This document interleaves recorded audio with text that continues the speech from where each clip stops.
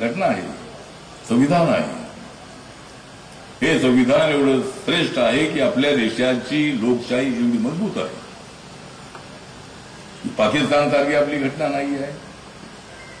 श्रीलंका असेल, नेपाळ असेल, पश्चिम बंगाल असेल, त्या ठिकाणी आपण लोकांचा उद्रेक पाहिला. इथे उद्रेक असतो.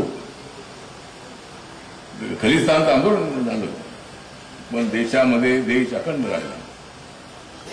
या ठिकाणी दिल्लीला शेतकऱ्यांचं आंदोलन 1 वर्षभर होतं, पण आपल्या देशामध्ये फुटीची भूमिका कुणी मांडत नाही. आणि आपल्याला माहित आहे की आपले भूषण गवईजी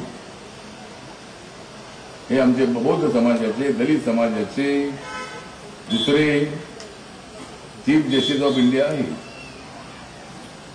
त्यांच्यावर हल्ला झाला होता कामा नये. आणि हल्ला करणारा माणूस सांगतोय की आम्हाला संविधान मान्य नाही. ज्याला संविधान मान्य नाही त्याला देशात राहण्याचा अधिकार नाही.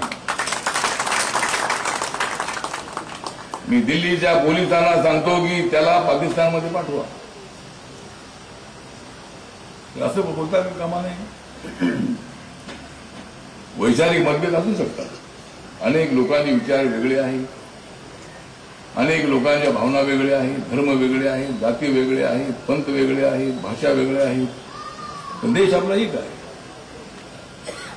त्यामुळे आपल्या देशाला कधी फुटण्याची किंवा इतर देशांच्या प्रमाणे कायदा हातात घेऊन विचित्रपणे निर्णय घेण्याचा अधिकार नाही. आणि म्हणून आज या ठिकाणी मुंशीमध्ये या कार्यालयाच्या उद्घाटनाच्या निमित्ताने आज या ठिकाणी मी आलेलो आहे.